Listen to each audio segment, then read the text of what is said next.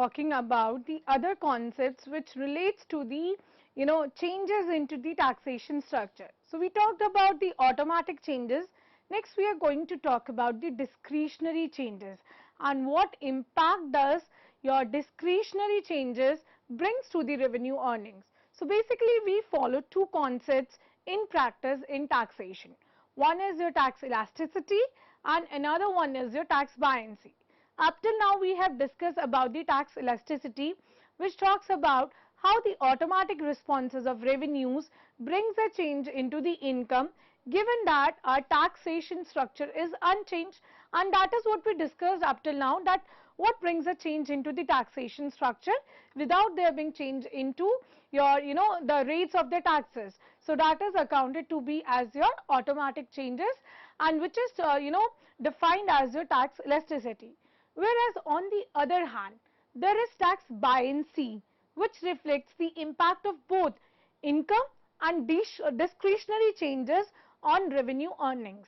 Now when we say discretionary changes basically it refers to there have been change in the tax rates, there have been imposition of new taxes, or let's say your tax rates have been revised, or they're being changed into the basis of existing taxes, or there being a better or a stricter tax compliance, or let's say any other administrative measure, right? So basically we say that tax revenues may be changed either due to the automatic response, which is just the tax elasticity, or it can be also attributed to there being changes into the tax structure, which is your discretionary changes. So whenever the changes happen on account of both, automatic is an automatic feature, right? It will keep on happening. Plus there being an impact on the discretionary changes, then we classify it as your tax buoyancy. So basically your discretionary measures that can cause increase in the revenue can be as your increase into the tax rates, or introduction of the new taxes, or when we are withdrawing some fiscal concessions, or we are expanding the tax net, that means a tax bracket, net base, right? So if any of these changes are being introduced, then we classify them as discretionary changes. So we say that changes in the tax yield that is resulting from modifying any of the tax parameters. Let's suppose we are modifying the taxes rates, we are modifying the taxation structure, or we are bringing new tax structure. So these all are your discretionary changes, and which requires which is a result of your any legislative action. How legislative? Because you cannot simply change the tax rates, you have to come up with the same in the budget itself, right? So that is why they are legislative actions. So when we say that when your tax parameters they are being held constant, that means there being no impact of discretionary changes, then it is an automatic change, and we classify it as your tax elasticity, which is resulting from the variations in the national income, or or the built-in of the entire system, that ki automatically use built-in ki wajah se it brings a flexibility to a tax system. So basically it is a ratio of a percentage change in tax revenues without adjusting for any changes that happen because of discretionary factors to the percentage change in the national income. So that is your tax elasticity, right? And when we talk about tax buoyancy, that is your changes in tax yield flowing combined from both the automatic and discretionary measures of the buoyancy of a taxation system, right? So that is classified as a tax buoyancy. So let's suppose if we see ki what is the tax buoyancy. So we do what is we have a formula for the same to check upon. We say whatever there being percentage change in tax revenue, you divide the same by the percentage change in the GDP. And let's suppose for a situation that there being 15% change in the tax revenues as compared to the previous year, and there being 5% change in the GDP. So what is your tax buoyancy? It will come out to be 3. So we'll see for that what is the 1% change in the GDP and how much change does it brings into the tax revenue. So that helps you ascertain the tax buoyancy, which happens mostly or purely because of the discretionary changes, right? Because of the automatic changes, we are just classifying it as the tax elasticity. But when your discretionary changes are also accounted for, then we classify it as it is because of the tax buoyancy, right? So basically your buoyancy coefficient, it compares the actual growth of the tax revenues with the growth of the national income, कि जैसे जैसे आपकी national income बढ़ रही है तो क्या उसका impact tax revenues में भी हो रहा है. So basically हम देखते हैं कि overall because of the government measures what has been the increase in the tax revenues, and it also in a manner will indicate the inherent responsiveness of a tax system to the changes in the national income. So national income की वजह से जितना changes आए, national income में क्यों changes आएंगे?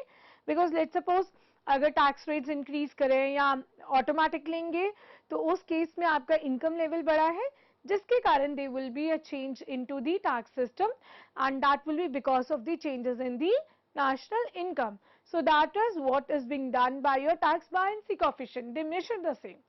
And अगर आपका कोई टैक्सेशन सिस्टम ऐसा है कि जिसमें इतना इलास्टिसिटी नहीं है, so then the government will have to do what, that means आपका system automatically it is not that much responsive or automatically responsive.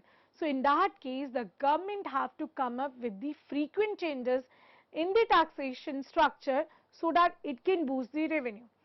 Government discretionary changes तभी लेकर आएंगी majorly when it wants to boost the revenue. Because let suppose कि आपके taxation system में elasticity ही नहीं है, दैट मीन्स ऑटोमेटिक रिस्पॉन्सिवनेस नहीं है कि that leads to the generation of additional revenues in the form of taxes. That means maybe not more people are coming under the bracket of taxation. So that will basically happen when it lacks the elasticity, and that is when the government will bring changes in the form of you could say reducing the tax net or increases the prices, or tax basis will be selected as a parameter which is able to generate that much elasticity to the taxation structure.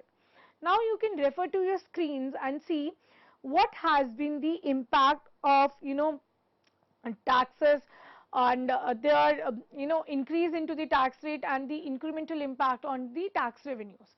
So you can see into the Laffer's curve up to a point there being increase in the taxation revenues due to the percentage increase in the taxation rates, right? But after a point it will start decreasing because there is a upper limit to what the tax rates can be enhanced. Beyond that, if you push the tax rates, a larger share of the people will be out of the same, or they'll be left with lesser income at their disperse, and that will obviously lead to a fall in the tax revenues. That is what the Laffer's curve indicate of. It indicates to a point it's appropriate to increase your tax rates, because up to a point it is going to generate the taxes or the tax revenue, but beyond a point it is going to bring a fall down into the same. It is going to bring an impact that your tax revenues will not be increased, rather with the increase in the tax rates they are going to decrease further, right? So that is what is our Laffer's curve indicate. Now this entire discussion, it sums up that how the taxation structure and its elasticity matters a lot, because elasticity is because on account of your automatic changes, right?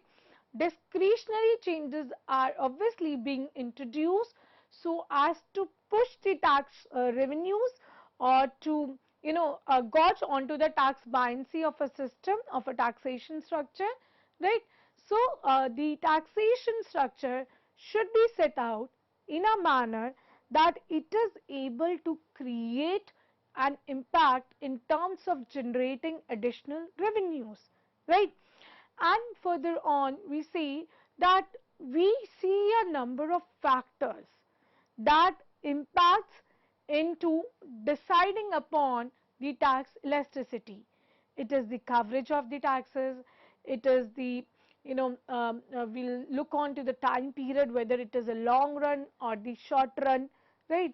We have also seen into that what have been the role of administrative and your compliance costs, how they can bring the efficiency into a taxation structure. So this discussion talks about that, okay, tax efficiency can be brought in only because when you have a balanced approach to induce your discretionary changes, but there should be a major element of your automatic changes, right? Now next is when we talk about the another impact that we talk about a lot about your tax efficiency or elasticity. There is other terminology that comes into the picture is tax evasion. We have already discussed in detail that what is tax evasion, what is tax avoidance, and what is tax planning, right? So tax evasion is the most, it is an illegal, unethical manner to evade the taxes, to avoid the taxes. So basically it is a criminal offense, and if it being detected by authorities, then it is punishable by even imprisonment or levying a financial penalty. So basically tax evasion is an illegal attempt to reduce the taxes which is being paid by a person, or he is supposed to pay it by that much amount of your taxes, and deliberately he is doing what is, he is concealing his income. He is concealing what is his true states of financial affairs from the tax authorities, or let's suppose he is not reporting the taxable income. So when a malicious intention is there to conceal the taxes, to evade the taxes, then it accounts for a criminal offense. It is termed as tax evasion, and it is purely unethical in nature. Whereas whenever we talk about tax avoidance, we talk about, okay, it is a colorable device to avoid the taxes, but it is legally permissible because you are doing what? You are using the loopholes of the taxation structure so as to reduce your tax liability, either through manipulation or to interpretation of the existing tax legislations in a manner that help you devise a colorable device to avoid the taxes, and hence using, let's suppose you are forming a holding company just for the sole purpose to claim artificial deductions, or you are constituting a trust, or going under family partnerships, or transferring the income to wife or children, so as to avoid the taxes, or you are trying to manipulate the things, then it is somehow your tax avoidance when you are doing it within the framework of when we say it within the four walls of the taxation structure, and you are using the loopholes of the taxation structure. That is why tax avoidance is also unethical. But since you are doing it within the framework of existing tax legislations, it is termed as your tax avoidance, as being a legal one, right? There are number of devices which are being adopted by the people to evade their taxes, and basically we are discussing about tax evasion just to create that awareness that how misleading it is, how it can land up a person into the jail, and it can impose heavy penalties on a person. So the people should not adopt such devices to evade the taxes. So let's suppose people adopting to non-reporting of income or under-reporting of income. Now when we say non-reporting of income or under-reporting of income, that means you are not showing what is your actual, income level, or you are doing what? Let's suppose a person A, he is earning 5 lakhs per annum, or let's suppose he is earning 8 lakhs per annum, and he is, exceeding that threshold where he is supposed to pay the taxes. Now he is doing what? He is avoiding reporting his true income or true state of affairs by underreporting his income. Underreporting that instead of 8 lakhs, he is reporting only 3 lakhs as his income. So that's a device to adopted, which is, the intent is to evade the taxes. So that is the one, way out through which people evade the taxes. Second is maintaining multiple set of books. And when we say multiple set of books, that means you are bringing the fraudulent changes in the books of accounts.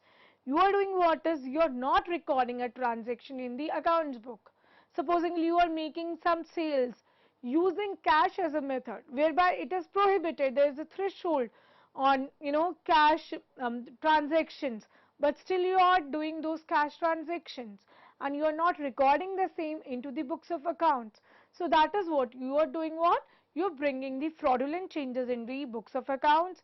You are introducing such changes, and that entirely is being done to evade the taxes, right?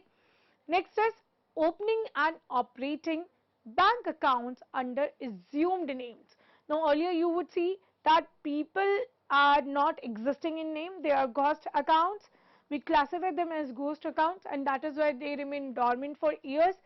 So people do what is, they operate the account under the fictitious names, under the assumed names, so that in any manner they can just, store their or parking their that illegal money or black money into those accounts, and not displaying or disclosing the same into their real bank accounts, or the ones which are there associated with their real names, right?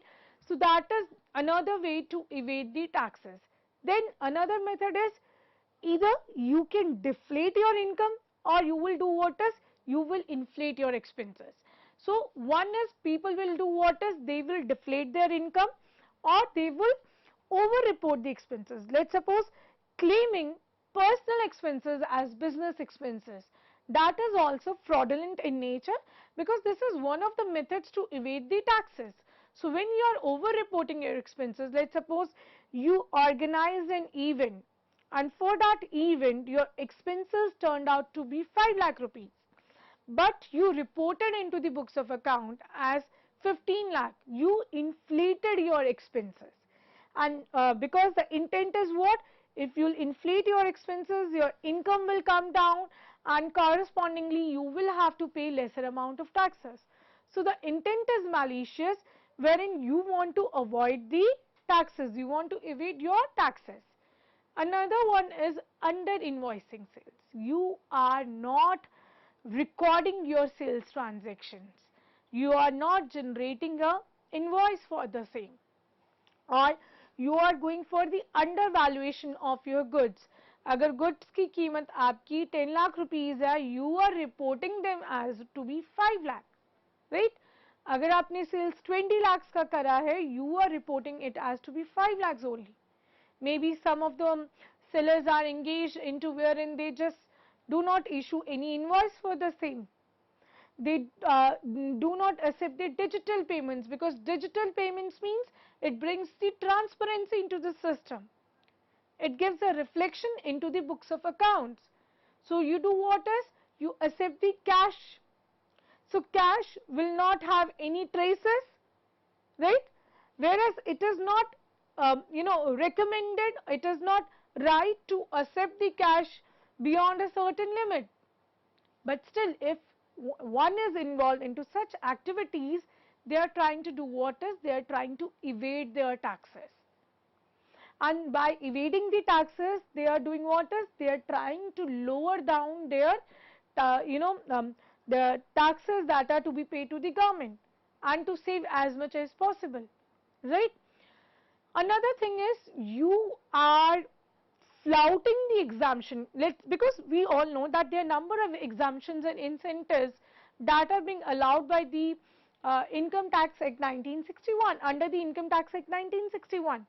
So, just to avail the privileges or the incentives which are being allowed under certain sections of the Income Tax Act, we are doing what is, we are flouting some norms, some rules. So, we are, let's suppose, if an exemption says for that, if you open a unit into some special economic zones or into those hinterland areas, an exemption or a tax exemption for, let's suppose, a tax holiday for 10 years will be provided. You would see that there are entities which are just shell companies, which are just existing on paper. They do not have their any existence. So the entire objective was to do what? To claim the exemption. They are flouting with the conditions, but anyhow they are trying to do what? Generating false reports, showing false places at the original factory ones, right? So that is how people evade the taxes. They do the business in the name of dummies or the shell companies, or let's suppose they're doing invoice misclassification. You made a invoice wherein the goods are taxable, let's suppose at the rate 12%, but you tax them as per, let's suppose, 3%. So you do what is, you go for invoice misclassification or generate fake invoices so as to inflate your expenses and reduce your income level. Claiming the tax credits onto such goods which you bought for personal use, which is also sort of illegal. Over reporting of sales, or trying to manipulate the documents so that you can suppress the quantity imported. So there are number of methods through which your taxes are evaded, and the sole funda behind the same is they want to save as much as possible and they want to give as least as possible. And that will lead to what? That will lead to a proper chaotic situation wherein the automatic forces of your responses of a taxation structure, it will stop responding in a certain manner, because people are making inappropriate use of the things. So that is why with the digitalization, with the automation, all these things have been accounted for. Over the last few years, there have been number of measures through which people they can be easily detected if they try to mismatch their invoices, because under GST, if a person has recorded, let's suppose a person A has recorded any sale of goods, let's suppose any sale of goods which he is selling, so he will report that this much goods have been sold by him. So he will also mention about the purchases that he made, right? So a purchase of someone will be what? A sale of someone else, right? So that ways it will auto populate the database. अगर आपने कहीं से कुछ purchase करा है, that means what is कि उस person का ये सेल है. So जब आप अपना इनवॉइस रिकॉर्ड करेंगे, so that will automatically record the sales of other person, and similarly your sale will be a purchase for someone else. That will also auto populate the database, that you are recording that you have sold these goods to person so and so. So that will be a purchase for that person. So that means if the system is digitalized, if fully automated system is there, especially the tax structure or the tax administration, then there will be least chances to evade the taxes. Obviously, with all these things, there are remedies, there are being number of methods wherein the authorities try to tap on to the every places where the people are trying to evade the taxes. That is why for random visits to these factories are being made, onto which the exemptions or the incentives are being claimed by the people, so as to make a check, so as to scrutinize the things. So the administrators, you see, they go for the scrutinizing the books of accounts, so that they can have a real idea about that, okay, whether the person is is in real, or he's using some fictitious identity, right?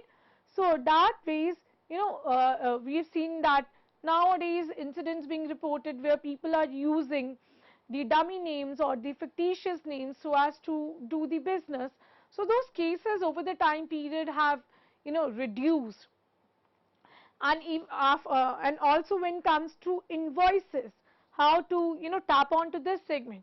So e-invoicing has been introduced, which talks about how the invoices can be tapped upon. Whatever sales and purchase you are making up, whosoever is the carrier, everything is documented and it is digitally there. And digital things are going to have such impression that they will be always available onto that digital board, right? And also the tax authorities carefully looks into, especially in the case of companies, that whether the company has made it a tax credit claim for an authentic purchase, or they are trying to use some goods that they purchase for the personal consumption and now claiming a corresponding tax credit onto the same.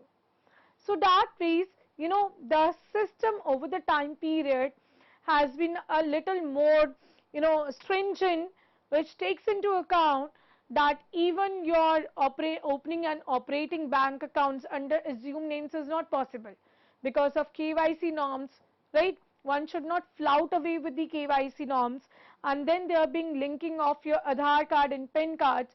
So that makes it the entire system an integrated one, where the people are not easily able to evade the taxes, right? So these being different devices to evade the taxes, will be continuing about how we can, different methods where we can fix this problem of tax evasion, and what is the impact of tax evasion at a global level, right? And we'll be talking about much in detail in the coming segments. And in case you have any query, you can write down to us in the comment box. And thank you.